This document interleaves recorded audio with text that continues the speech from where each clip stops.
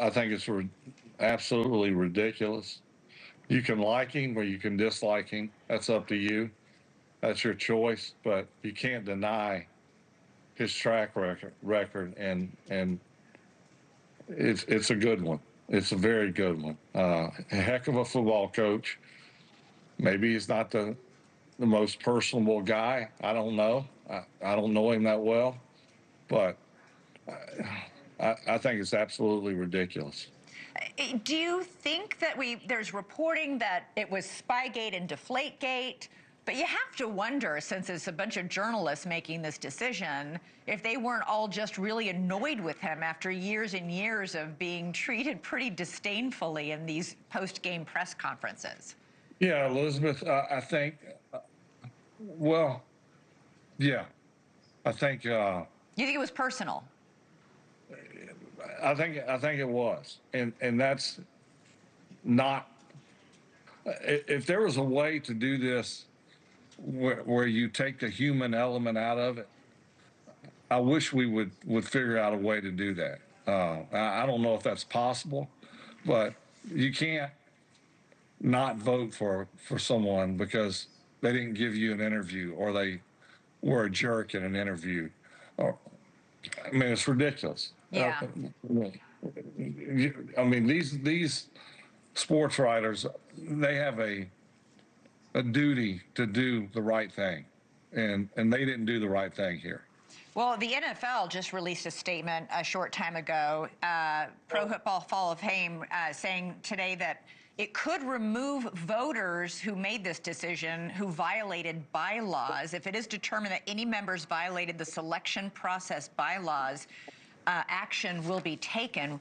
What do you think? I mean, do the bylaws specifically state that it should just be based on a winning record? Because when it comes to that, Belichick is at the very top. Nobody's better.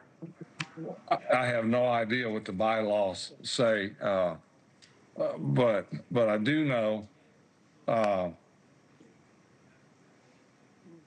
that you know that I'm at a loss of words. I really cannot believe that they snubbed him. But then again, sports writers can be kind of peculiar that way. You know, you don't give them an interview or you don't answer a question that they want specifically answered. They remember that. But I say remove them now. The ones who voted against him, if all voted against him, remove them and start over with a new set of voters. You think they should take a revote? I think they should just put him in the Hall of Fame. Right now, not next year, but right now. Yeah, go past, and put him in.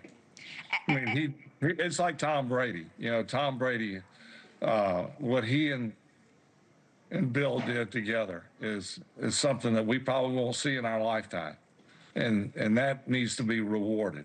As somebody, you yourself are a Hall of Famer.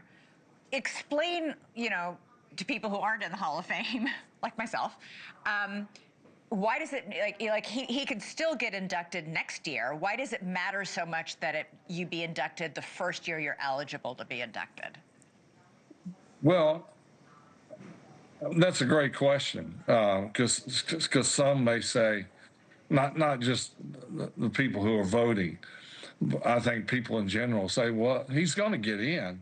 Right. But that's not the point. The point is there's first ballot Hall of Famers that are, they're Hall of Famers, no different than someone got in on their third try. Mm-hmm. But the first ballot Hall of Famers generally did something that the others really didn't do. It's special.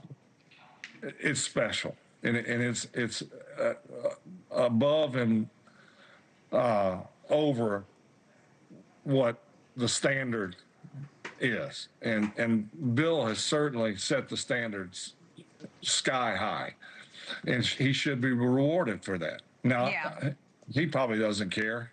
Really? At least in public, he's not going to tell you.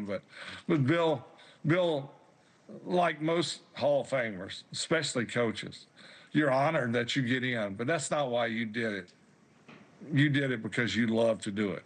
And the volume of work that he did speaks for itself. A Hall of Fame snub is not going to affect that.